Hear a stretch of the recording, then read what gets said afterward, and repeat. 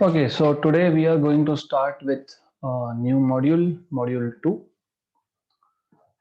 and module 2 will cover following chapters. First, module 2 में पहले हम देखेंगे Newton's laws of motion.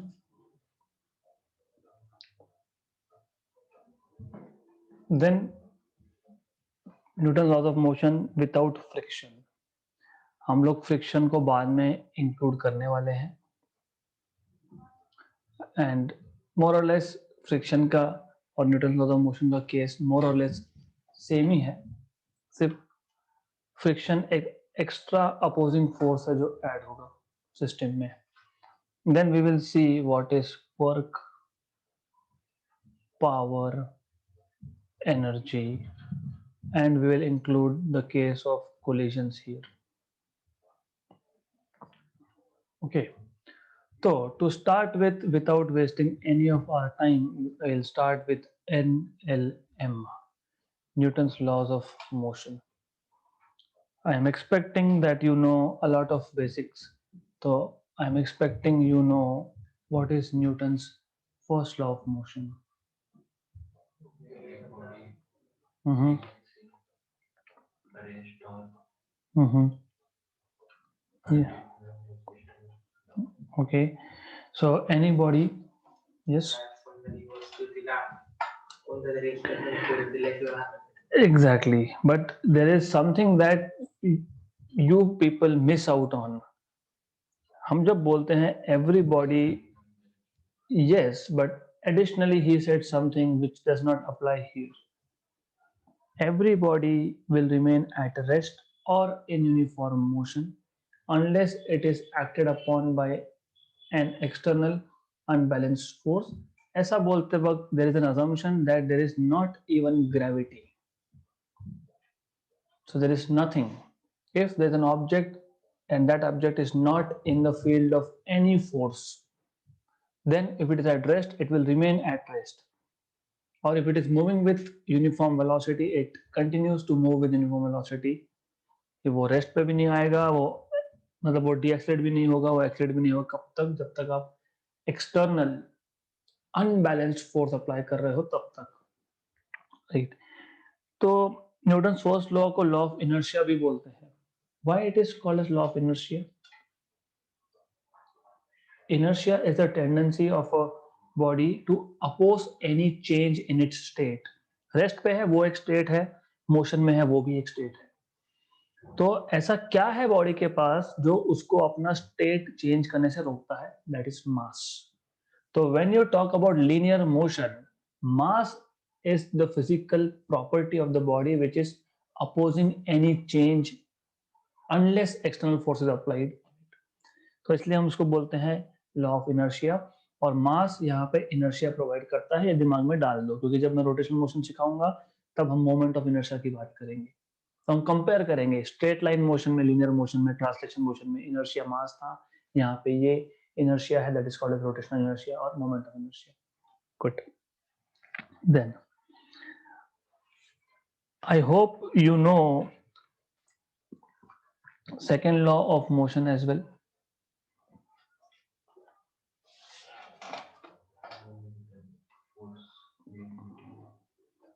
Force is equal to dp by dv. ये पहले हमने बोला कि जब तक एक्सटर्नल फोर्स नहीं है तब तक स्टेट चेंज नहीं होगा. मतलब जब एक्सटर्नल फोर्स होगा तो स्टेट चेंज होगा, मतलब वेलोसिटी चेंज होगा, मतलब मोमेंटम चेंज होगा. तो momentum, rate of change of momentum is equal to applied force. Right. इसी को आप बोलते हो m इंटू ए. कैसे प्रूव करते हैं? सिंपल है. What is dp? It is final minus initial momentum upon final time minus initial time. Normally हम फाइनल टाइम को t बोलते हैं, इनिशियल को 0 बोलते हैं नॉर्मली. फिर what is momentum? m v bar m u bar upon t minus 0. Then this is m common v bar minus u bar by t. तो ये आपका हो गया acceleration. So in fact, second law defines mass also, that is force upon acceleration, magnitude of force upon acceleration. Right. Then, of course, you must be knowing dimensions and units of force. M1 L1 T minus 2, and that is kilogram meter per second square, that is 1 Newton. So 1 Newton of force. How do you define 1 Newton force?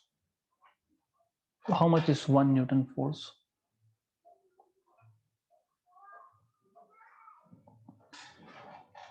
When a force produces an acceleration of 1 meter per second square on a body of mass 1 kilogram, then the force is said to be 1 Newton. Good. How do you define 1 dyne of force? When a force produces an acceleration of 1 centimeter per second square on an object of mass 1 gram. How do you define kilogram force? So now, what is your weight? What is your weight? 70 what? हाँ, तो जब 70 बोलते हो तो you are telling me kilogram force, मतलब kilogram weight, right? तो when I say my weight is 70, I am saying my weight is 70 kg WT, मतलब I am not multiplying with g, right? तो what is kilogram force? 1 kilogram force और kg WT kilogram weight भी बोल सकते हो. 1 kilogram force is that force that produces an acceleration of 9.8 meter per second square on an object of mass 1 kg. So 1 kgf is equal to 9.81 Newton, क्योंकि मैं g की value डालूंगा, right? So it is that force which produces an acceleration of 9.81 meter per second square on an object of 1 kg mass. Similarly, you can define 1 gram force. So I am not going into that detail because you will do it for yourself. 1 gram force is similar. Then we need to also know what are different types of forces. By types of forces, I mean there are many types of forces: variable or dependent force. Right. Variable force वो force होता है जो change होता है. For example, gravity is not a variable force because it is a constant force. अब जब force vary होता है तो it can change in two different ways. एक तो it can change with time, दूसरा it can change with distance, है ना? तो you do have time dependent and position dependent force. Time dependent variable force and position dependent force. Okay, I want you to give me one example of each. Yes, one example of each. What is position dependent force example? Your weight is 70, correct? अगर मैं तुम्हें यहाँ से 200 kilometre ऊपर height पे छोड़ के आऊं, will your weight will change? नहीं चेंज होगा. The weight will not change. Are you kidding me? Acceleration due to gravity gh is g r by r plus h square. Acceleration due to gravity changes with height, decreases with height. So will it change or not? आपका, come on, gravitational force doesn't change with distance. This is what you're telling me. It doesn't change with distance. What is the formula of gravitational force? What is the formula of gravitational force? Exactly. Yes. So gravitational force is an example of position dependent because if I change the distance between two objects, then the force changes. Right.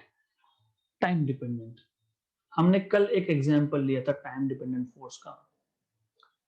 पहले हम हमारे पास एक toy car था जिसपे charge Q था, हमने उसको एक इलेक्ट्रिक फील्ड में रखा, एक सेकंड के बाद हमने इलेक्ट्रिक फील्ड का डायरेक्शन चेंज कर दिया, तो electric field was changing with time. तो अल्टरनेटिंग फील्ड में अगर आपने किसी चार्ज को रखा है तो फोर्स भी चेंज होगा, पहले नेगेटिव टू पॉजिटिव, फिर पॉजिटिव से नेगेटिव। Such forces are called as time dependent forces. तो टाइम डिपेंडेंट फोर्स है। फ्रिक्शनल फोर्स भी टाइम डिपेंडेंट हो सकता है, हो सकता है, क्योंकि आप जैसे जैसे गाड़ी चलाओगे आपका जो गाड़ी का टायर है वो स्मूथ, मतलब फ्रिक्शन कम होता जाएगा विथ टाइम। हो सकता है बट देयर आर कंडीशंस, उसकी सरफेस प्रॉपर्टी देखना पड़ेगा मुझे, right. So if you are keeping a charge in a varying electric field, then the force acting on that charge is a time dependent force. So if a charge capital Q is kept in an varying electric field, varying electric field, and this E is a function of time, then force F bar, what is force F bar in terms of electric field? Q into नहीं, in terms of electric field Q into E, QE कल ही देखा हमने ये QE, then this force is time dependent, क्योंकि electric field time के साथ change हो रहा है तो फोर्स भी टाइम के साथ चेंज होगा, राइट, करेक्ट। तो यू हैव टू अंडरस्टैंड ना, you have to understand difference between position dependent and time dependent forces. There is one more force which I did not write, that is velocity dependent force.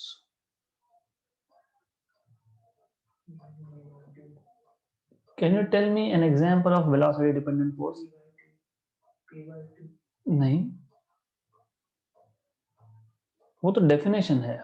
I'm asking you real life example of velocity dependent force. Have you heard of कल ही बात हुई थी आज, कल आपको मैंने एक law पढ़ने के लिए बोला, आपने आके बताया टोरिस लॉ, उसमें एक न्यूटन्स लॉ ऑफ विस्कोसिटी भी आता है। What is viscous force? Force of viscosity कितना है? 6 पाई eta r v. So this force depends on velocity. This is velocity dependent force. So there are forces which depends on velocity also. So किसका? Centripetal force is, I agree, you are saying mv square by r, that is velocity dependent force, but that is velocity dependent only because of direction, not the magnitude of velocity. आ सकता है, if you're writing it in vector form तो आ सकता है, right. Then second type of force is central force.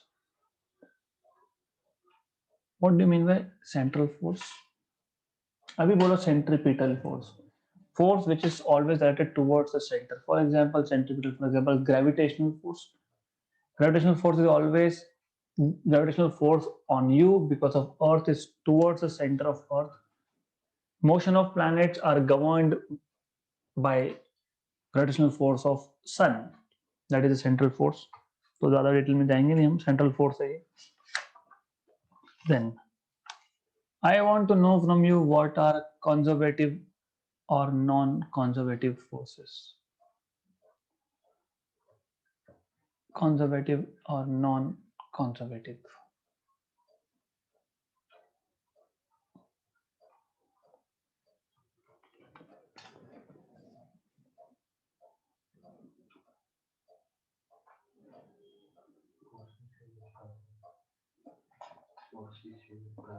No, you cannot conserve any force. Conservative force example देता हूँ। मान लो इस room में एक टेबल है, इस टेबल पे मुझे एक ऑब्जेक्ट नीचे से उठा के ऊपर रखना है या तो ऊपर से नीचे ले जाना है। मैं बोलता हूँ यहाँ पे एयर है ही नहीं, this is a vacuum. In that case the work done to bring this object from point A to point B along any path, मैं चाहूं मैं उसको वैसा किसी भी पाथ से रख सकता हूं। The work done in all the cases is same. So work done is path independent. It depends only on initial and final position.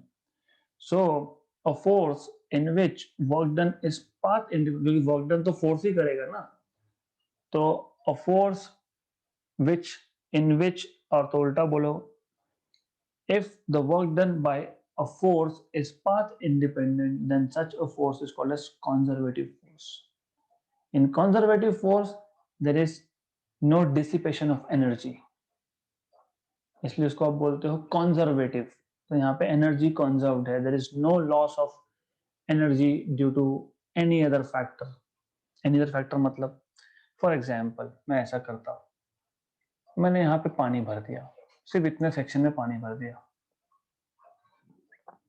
अब जब मैं ऑब्जेक्ट को ए से बी ले जा रहा हूं तो रेजिस्टेंस होगा, resistance will lead to friction, friction will lead to loss of energy, so there is loss of kinetic energy।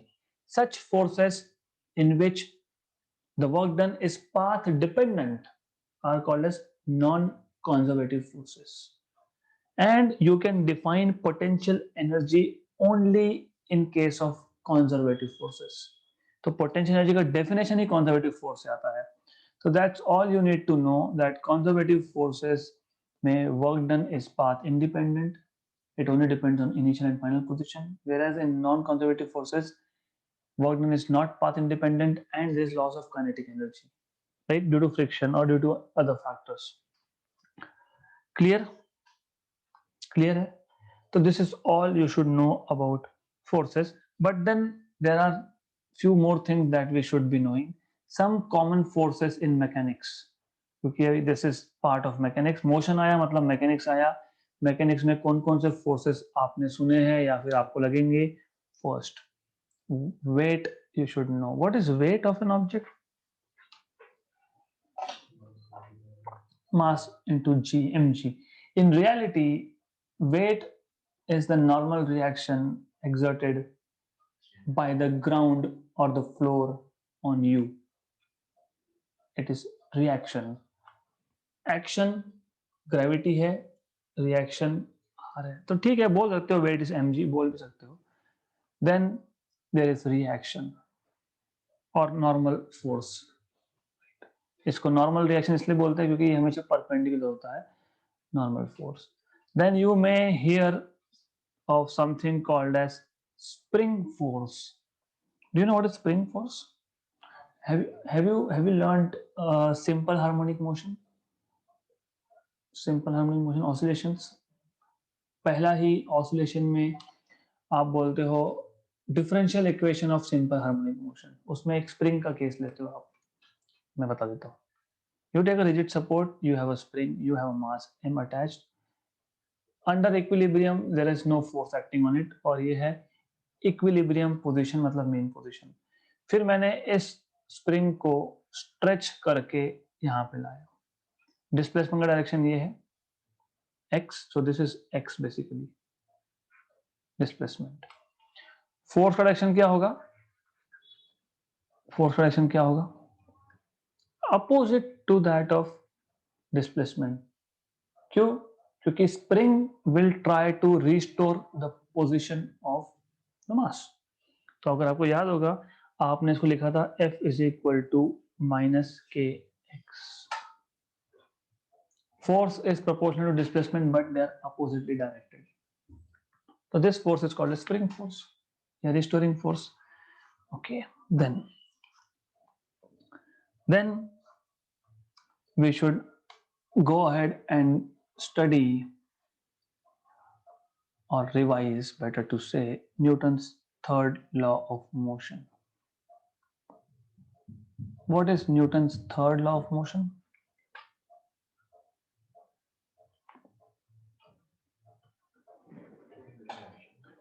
To every action there is equal and opposite reaction. इसका मतलब force always exist in pair. It is never isolated. Single force कहीं नहीं मिलेगा. Example, आपके surrounding में सारा example ही example है. खुद आप चेयर पे बैठे हो, action, chair exactly equal and opposite reaction कर रहा है. अगर रिएक्शन कम होता तो चेयर बेंड हो जाता, ज्यादा होता तो वो ऊपर आ जाता. Right. Similarly is for this pad. Pad को मैंने टेबल पे रखा, एक्शन, और टेबल उस पर जो फोर्स लगाएगा, रिएक्शन. तो third law just tells you that force does not exist in an isolated form. It is always couple. Always and always couple. Force isolated नहीं है. Right? Good. Then what we need to know is frame of references. What do you mean by frame of reference?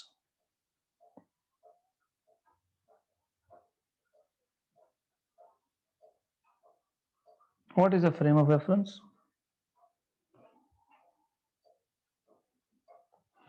Any coordinate system that you may use to measure some physical quantity related to motion. For example, मैं यहाँ बैठा हूँ, I am observing a vehicle which is passing by. I am observing मतलब मैंने खुद को coordinate system का origin बना दिया, और मैं मेजर करूंगा अब कि इसने इतना डिस्टेंस ट्रेवल किया, इसका इतना स्पीड था, इसका इतना एक्सेशन रहा होगा. सो एनी फ्रेम और any coordinate system that an observer may use to measure or to study the motion of an object is frame of reference. Then in frame of reference you must have heard inertial, non inertial. इसको क्या बोलते हैं? Non accelerated या accelerated?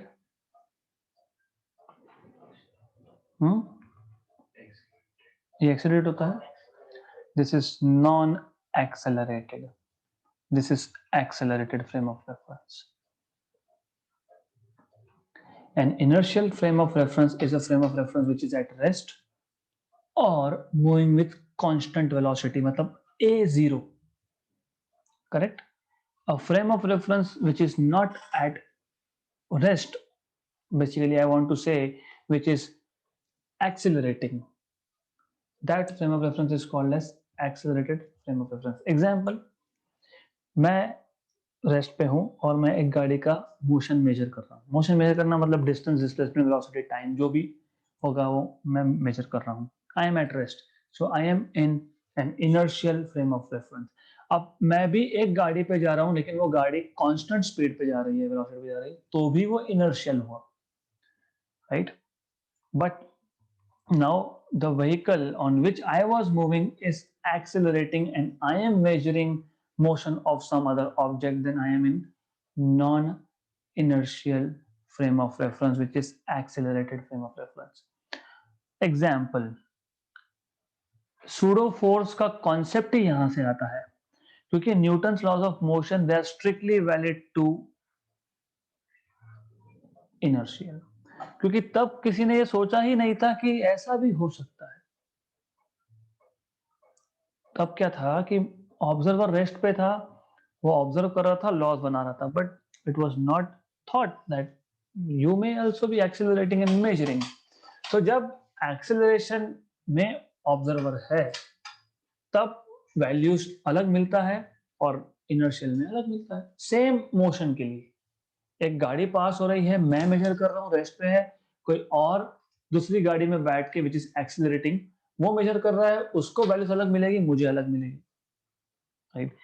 Best example of pseudo force, गाड़ी ने turn लिया right hand, मतलब right side में, तो you feel a push on the left. किसने धक्का दिया था क्या? नहीं. Then why? इनर्शिया डायरेक्शन ये बहुत हायर लैंग्वेज हो गया, सिंपल लैंग्वेज ये है, when you are on a curve you are on a circular path, whenever you are on circular path velocity changes its direction, भले ही स्पीड कांस्टेंट हो, there is centripetal acceleration. For example, I am sitting in a car and the car is moving constantly at a speed of 60 kilometre per hour, फिर turn आया, अभी भी 60 kilometre per hour पे ही चल रहा है, but since there is turn velocity has changed its direction and not magnitude, but velocity का direction भी change हुआ तो velocity change हुआ, मतलब there is acceleration, so you feel an outward push, that is pseudo force which is acting on you. So now you are in an non-inertial frame of reference. Another example, गाड़ी में हो, break apply हुआ, you feel a push on the back, गाड़ी start हुआ, एक्सीलेट हुआ, you feel pushed in the forward direction, backward direction, ये सारे cases है, right? Important is this, that if you want to apply Newton's laws of motion in non-inertial frame of reference, आपको एक extra term add करना पड़ता है, that is pseudo force term, correct? Yes, actually subtract करना पड़ता है in reality, but addition is subtraction.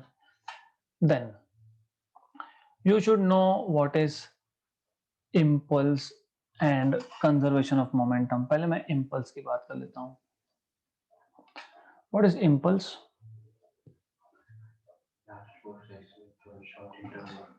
Large force acting on a body for a very short interval of time. Example, a batsman hitting a ball, a football player kicking a ball, रास्ते पे accident हुआ तो that is impulse. दो गाड़ी आई, contact was just for a fraction of a second, impulse. Impulse is denoted by J, it is a vector quantity, that is force into small time. Dot लिखना नहीं, time is not a vector quantity, F dt, but from definition of Newton's second law, F bar was dp by dt, तो F dt is dp bar, बराबर. तो impulse can also be defined as change in momentum, मतलब final momentum minus initial momentum. तो जो dimensions, जो units impulse के है वही मोमेंटम के है, simple, correct. Then there is one important thing that you can find out from a graph. हमारे पास एक वेरिएबल फोर्स है, let's say the force varies like this, right? What information you can get from this force?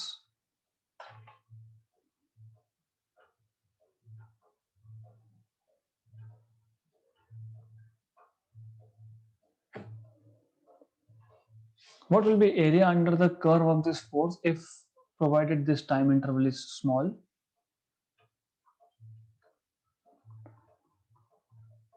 What is area under the curve? Impulse, F into dt. So you can find out impulse from force time graph. So if you have a variable force, then you can. तो ऐसा easy चीजें हम देखेंगे. Then you should know what is law of conservation of momentum, that I will take when we will talk about collisions. So अभी नहीं बात करूंगा उसकी मैं, collision में देख लेंगे हम लोग. Then ठीक है, बता ही देता हूं मैं, क्योंकि फिर हमको propulsion का केस देखना है. Law of conservation of momentum. यहाँ पे मैं linear momentum की बात कर रहा हूं. हम लोग अभी तक एंगुलर मोशन में गए नहीं है. What is law of conservation of linear momentum, जोर से, initial momentum is equal to final momentum, m1 v1 equal to m2 v2. Good. Here I don't have negative marking system. Wrong answer -1. Wrong answer scale कहीं लेके बैठोगे डंडी में मारने के लिए नहीं, तो स्पीक आउट, क्योंकि you need to know this things. वैसे इसका एक बहुत बड़ा एप्लीकेशन बोल सकते हो या बहुत इंपॉर्टेंट बोल सकते हो. दो एप्लीकेशन है, उसमें से पहला है रिकॉइल ऑफ अ गन. कभी अगर गन फायर करके देखा होगा, यस. तो क्या होता है, initially you had a gun with a bullet and both are at rest. So initial velocity of bullet is 0 and initial velocity of gun is 0. So initial momentum will come from momentum of gun and bullet. So mg ug plus mv ub, that is 0. अब आपने bullet को कर दिया fire, तो once you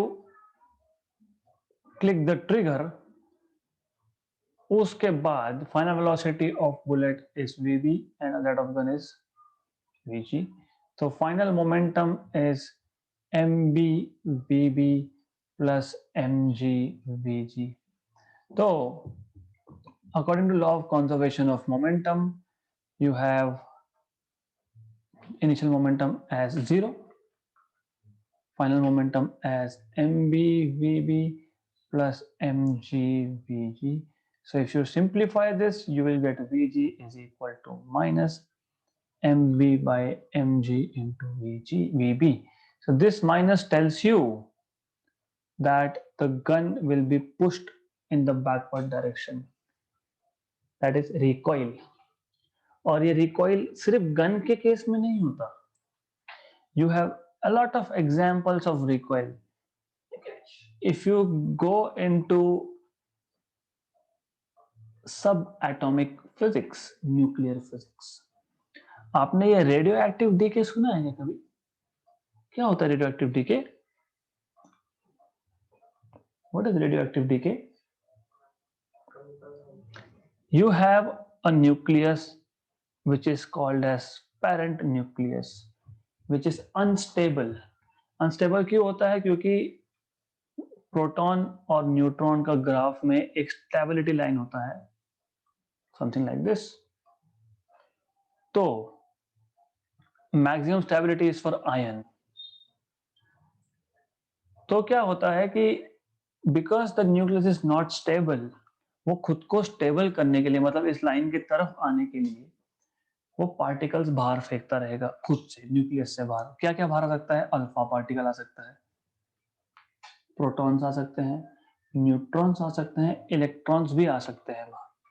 आप बोलोगे nucleus के अंदर तो इलेक्ट्रॉन होता नहीं, तो इलेक्ट्रॉन कहां से बाहर चलेगा? Yes, whenever a neutron is converted to a proton, neutron is neutral, 0 charge, proton is 1 charge, so it should also emit an electron so as to have charge conservation.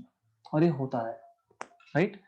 So in any case, जब भी एक unstable nuclei जिसको parent nuclei बोलते हो, वो stable बनने के लिए it throws away some particle and you can have beta particle, beta plus, beta minus. Beta plus is positron. Positron is mass same that of electron but charge +1, plus e, not +1. Positive electron भी होता है, that is positron. उसका mass equal to mass of electron होता है but charge is +e. Electron is mass me but -e, मतलब -1.6 into 10⁻⁹ coulomb का charge. तो you may have alpha decay, you may have beta DK.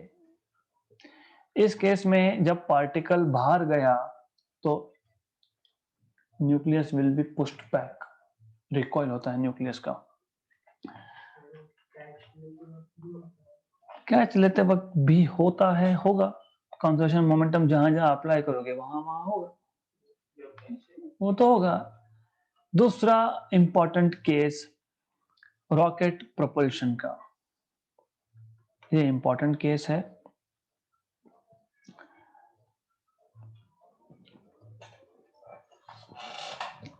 अभी अर्थ का gravitational force बहुत ज्यादा है, हमको अगर एक ऑब्जेक्ट को अर्थ से ऊपर भेजना है तो व्हाट यू डू इज बहुत सारा इंजन बर्न करना पड़ेगा।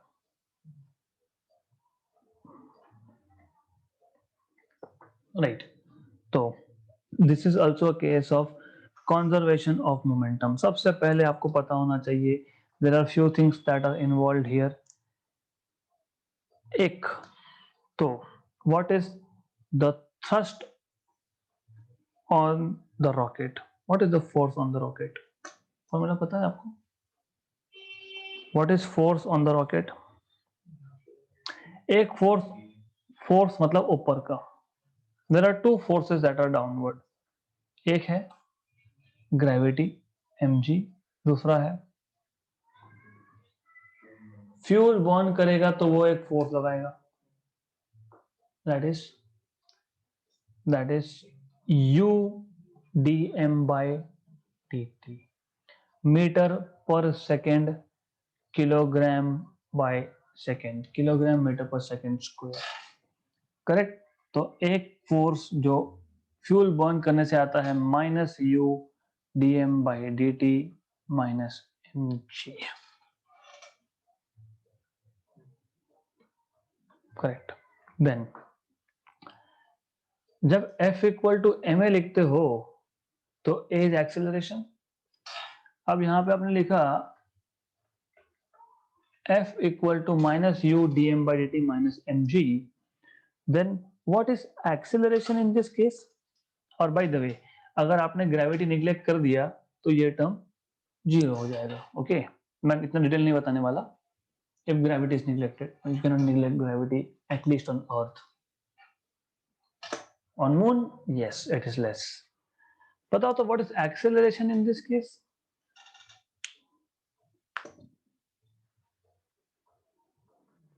How do, मैंने इसलिए बताया था, मैंने क्या बताया था?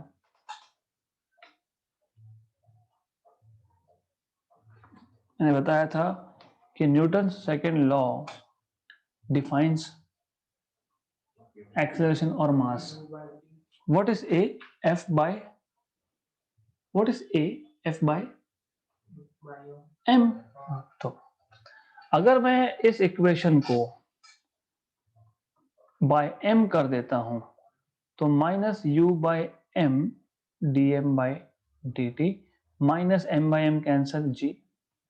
हाँ, तो ये आ गया acceleration. Right, this is acceleration, simple. Okay, then सिर्फ you have to be little careful with the sign, that's it. देन हमको चाहिए instantaneous velocity, velocity at any instant of time. ये तो एक्सेशन मिल गया। What is instantaneous velocity? जैसे जैसे कि v is equal to u minus g t लिखते हो आप for an object going up, v equal to u plus a t, पर यहाँ पे माइनस जी टी। तो यहाँ पे आपका आएगा log of log to the base e. By the way log to the base e को कैसे लिखते हो आप? Natural log, exactly, of m0 by m. What is this m0? Is initial mass of the rocket. क्यों? क्योंकि जैसे जैसे rocket ऊपर जा रहा है वैसे वैसे वो फ्यूल को बर्न कर रहा है, मतलब मास उसका कम होगा। तो ये है initial mass of the rocket and m is instantaneous mass of the rocket at that instant of time.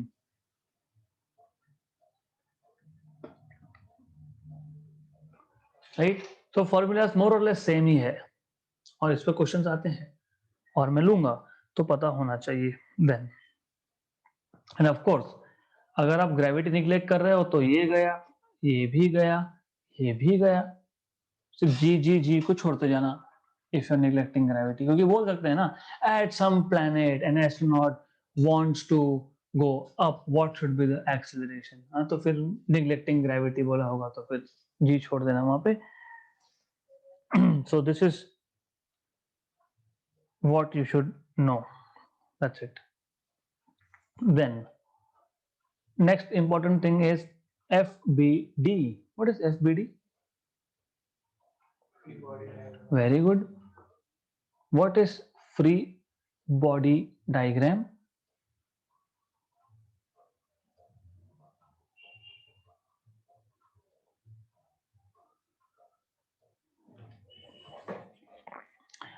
If I draw your diagram minus the surrounding, yes, is a representation of only the forces acting on an object and not its surrounding. We don't care surrounding में क्या है, just the forces acting on the body, right? Good. We will need this. हम करेंगे आगे.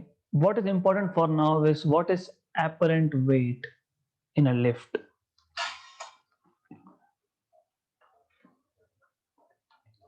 Apparent weight of a body in a lift. Okay. So I don't want this. I don't want this either. I want only this because we will be making a table. सबसे पहले मुझे apparent weight और actual weight का difference आपसे पता करना है. What do you mean by apparent weight and actual weight?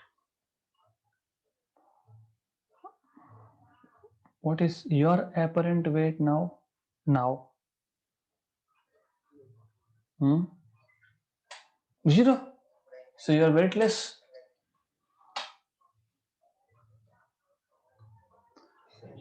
mg. Apparent weight is normal reaction that the floor is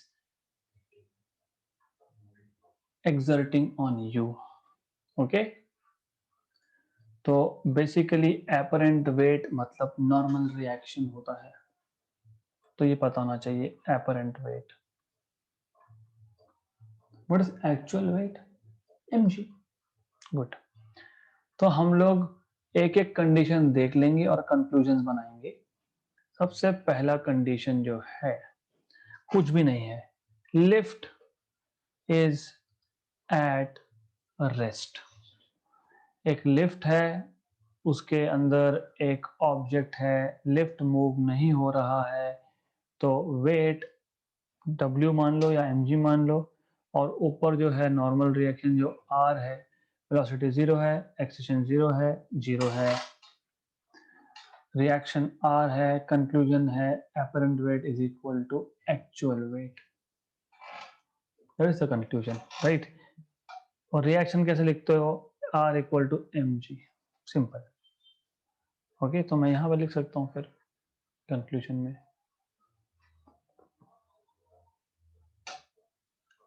apparent weight is equal to actual weight.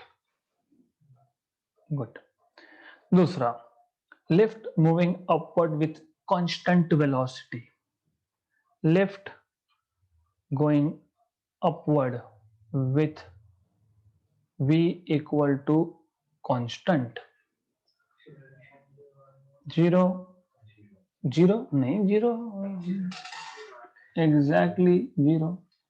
R equal to mg apparent weight equal to actual weight because there is no acceleration. Good.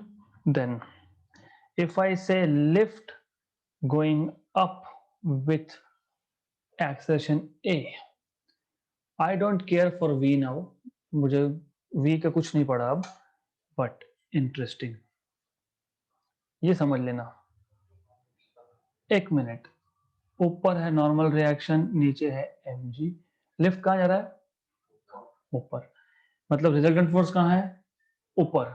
मतलब क्या लिखोगे? F net is equal to R minus M g. तो गलती होती है, अगर M G minus are लिखोगे मतलब नीचे का फोर्स ज्यादा हो गया, ऊपर का रिएक्शन कम है, फिर भी लिफ्ट ऊपर जा रहा है। That is why F net is mass into acceleration, R minus M g. तो आर क्या आएगा? एम ए प्लस जी या जी प्लस, बराबर। जी प्लस ए लिखूंगा बेटर है, क्यों समझेगा आगे आपको। अगली बार से ज्यादा सोचना नहीं। लिफ्ट ऊपर जा रहा है ना, एम जी प्लस ए। अब मुझे बताओ, ये नॉर्मल रिएक्शन, ये एम जी में कुछ आपने प्लस कर दिया, बराबर। नॉर्मल रिएक्शन क्या था? एपरेंट वेट था। एम जी क्या था? एक्चुअल वेट था। तो यहां पे apparent weight will be greater than, क्योंकि normal reaction is greater than m g. तो जब लिफ्ट जस्ट चालू होता है ना, तो यू फील लाइक थोड़ा सा वेट बढ़ गया, because of this. It's not your fault, it's physics. Okay, तो ये फिजिक्स की वजह से होता है। Clear? Then because I am lazy, so I will do what? I will do things that a lazy person should be doing.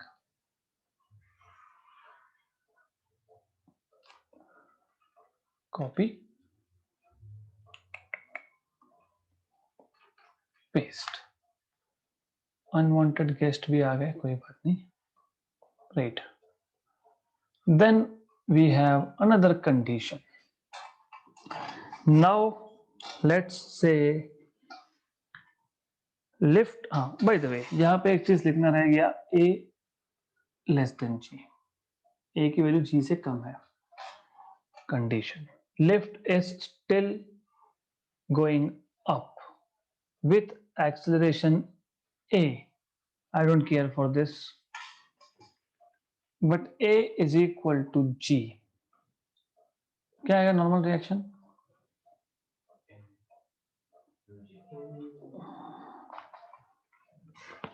g की value भी a कर दो, या फिर a की वैल्यू g कर दो, 2mg। तो अगर आपका वेट 70 है तो आपको 140 दिखेगा, तो मतलब apparent weight is equal to 2 times of actual weight, double weight, correct. Right, अब हम लिफ्ट को नीचे ले आते हैं। लिफ्ट कमिंग डाउन विथ ए।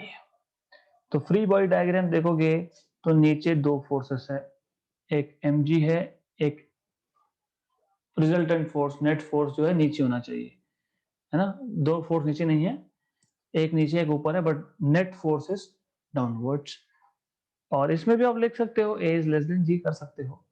क्या आएगा? जी माइनस ए। मतलब apparent weight is less than actual weight,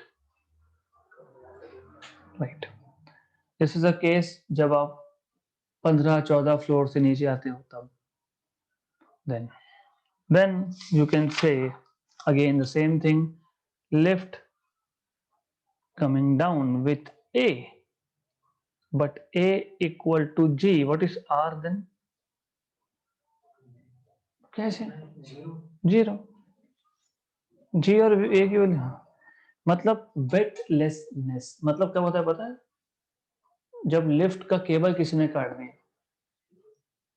और उस लिफ्ट के कॉलम में एयर नहीं होगा क्योंकि फ्रिक्शन नहीं होगा, तो फ्री फॉल होगा। हाँ, तो फ्री फॉल कंडीशन है, मतलब you will not feel any weight, weightlessness. अब इंटरेस्टिंग है, lift is still going down with some acceleration a, but a is greater than g, ऊपर जाएगा। तो ऑब्जेक्ट विल फील ग्रेविटी ऊपर की तरफ। Done. Then what more we can cover today is, next चीज जो आप जब हम देख सकते हैं, we can see what are the formulas for acceleration on smooth horizontal surface. Horizontal surface. So I'll start with case number 1. Case 1 is when pull is horizontal. What is pull? What is pull? Force. Force making the body move towards you is pull, इसलिए उसको pull push लिखते हैं वहां पे, pull push. अभी ऐसा है कि हमारे पास एक स्मूथ सरफेस है, उस स्मूथ सरफेस पे एक ब्लॉक है जिसका मास m है। सबसे पहले स्टेशनरी कंडीशन में इस पे एक फोर्स ऊपर होगा, एक फोर्स नीचे होगा। ऊपर जो फोर्स होगा ये होगा नॉर्मल रिएक्शन, ये होगा mg। मैंने एक फोर्स और लगा दिया which will make the body move with an acceleration a in the horizontal direction. So what I am doing is that applying a force which will cause acceleration of the body. Correct.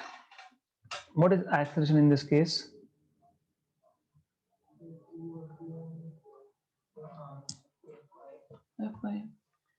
Right.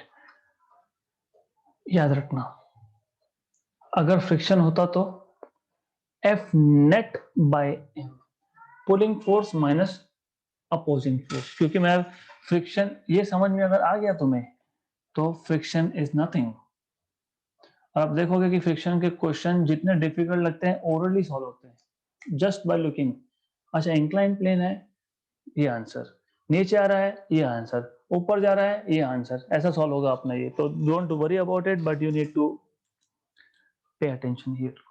Then अगर pull horizontal नहीं है, but if the pull is at an angle theta, when pull is acting at an angle, acting at an angle theta with respect to, ये जरूरी होता है, with respect to horizontal जैसे भी pronounce करो, doesn't matter really.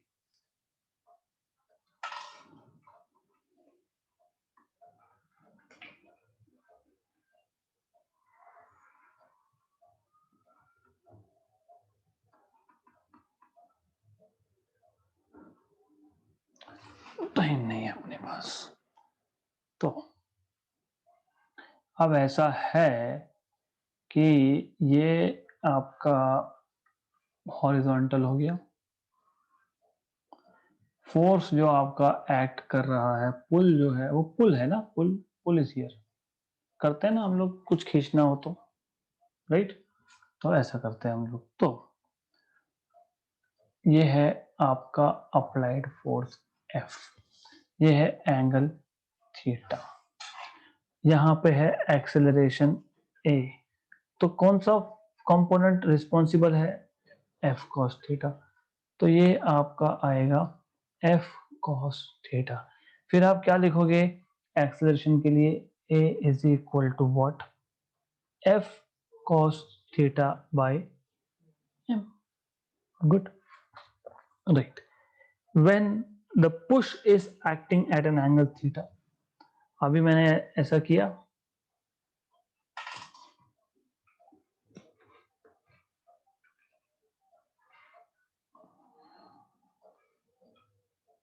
let's talk about push. When, ये भी क्यों करूं मैं,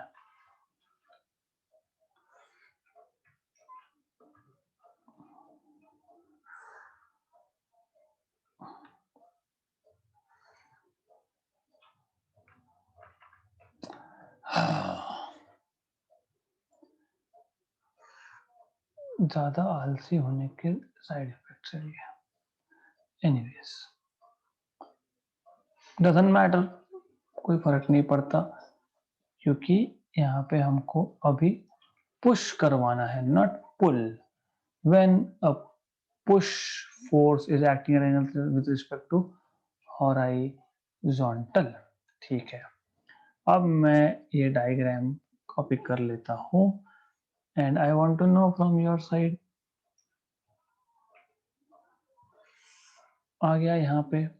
अब राइट, अब मुझे बताओ, यहाँ पे मैंने एक हॉरिजॉन्टल लाइन डिस्क्राइब कर देते हैं, दिखा देते हैं, और उसके बाद एक फोर्स दिखाते हैं, तो ये हॉरिजॉन्टल लाइन होगी। Then I have a force which is acting like this, ये पुश है।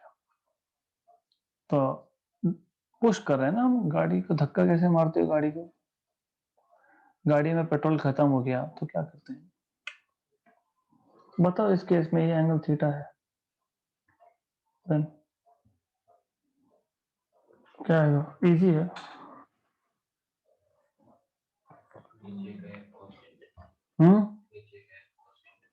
एफ कॉस थीटा, मतलब क्या करोगे आप, इस लाइन को एक्सटेंड करोगे, इस लाइन को एक्सटेंड करोगे, हॉरिजॉन्टल को ऐसा, फिर बोलोगे ये थीटा तो ये भी थीटा, हाँ, ये फोर्स एफ है तो ये फोर्स एफ है, फिर ये एफ कॉस थीटा है, मतलब इस केस में भी कोई फर्क नहीं पड़ने वाला, a is still F cos theta by M.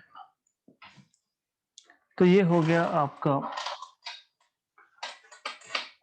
Push acting at an angle theta with respect to horizontal.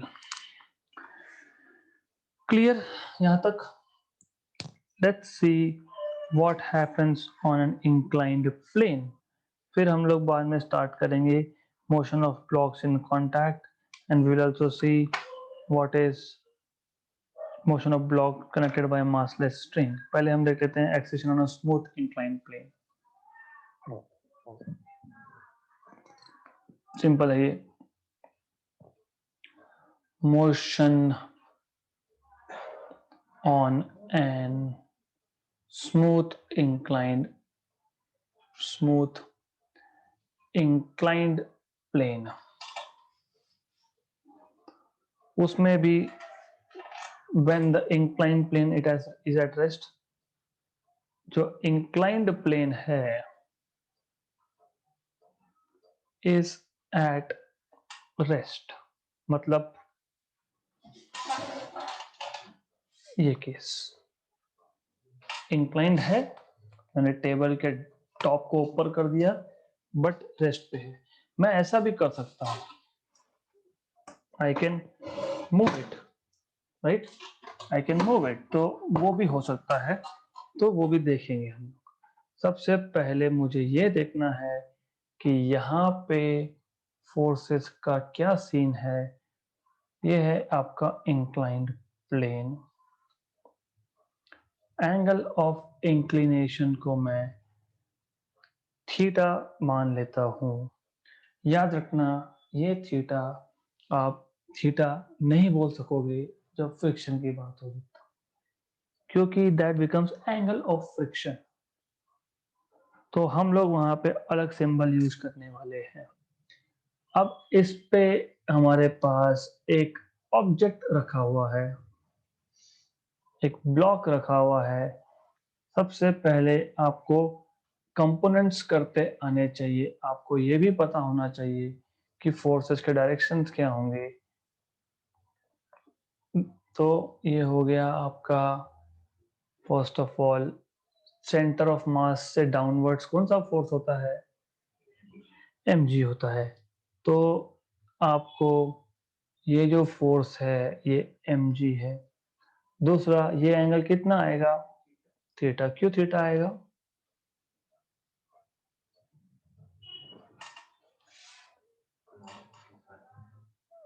if the angle between two lines is theta, then the angle between perpendiculars to those two lines is also theta. अभी ये line और ये line है, नीचे की line को ये perpendicular है, ऊपर की लाइन को ये परपेंडिकुलर है। हाँ तो थ्योरम है वो, तो इसलिए थीटा आता है। This is theta.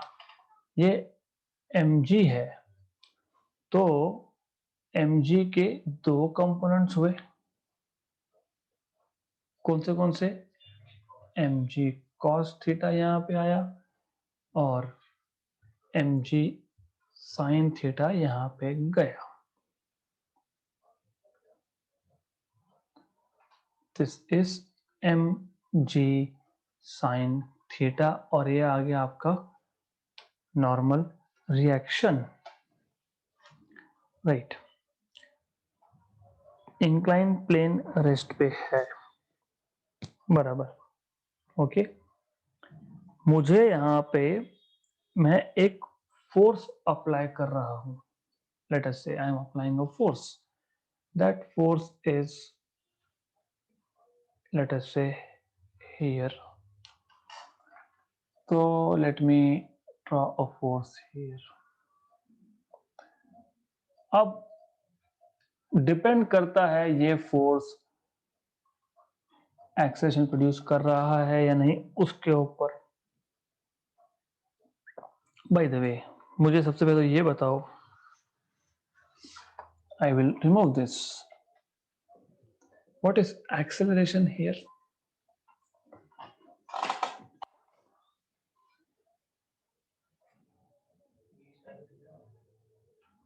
कैसे आया? बराबर तो बोला, बट कैसे आया? Yes, a is equal to F net. नीचे क्यों आएगा? एम जी साइन थीटा की वजह से आएगा। तो resultant force, net force upon total mass, तो m g sine theta by m, तो a is equal to g sine theta, correct. Clear यहां तक? Next case, when an inclined plane, when an inclined plane is given horizontal acceleration, is given horizontal acceleration b, तो ये जो case है इसमें हम incline plane को ही एक धक्का दे देंगे जैसे मैंने आपको बताया था, बट वो हम लोग देखेंगे नेक्स्ट सेशन में।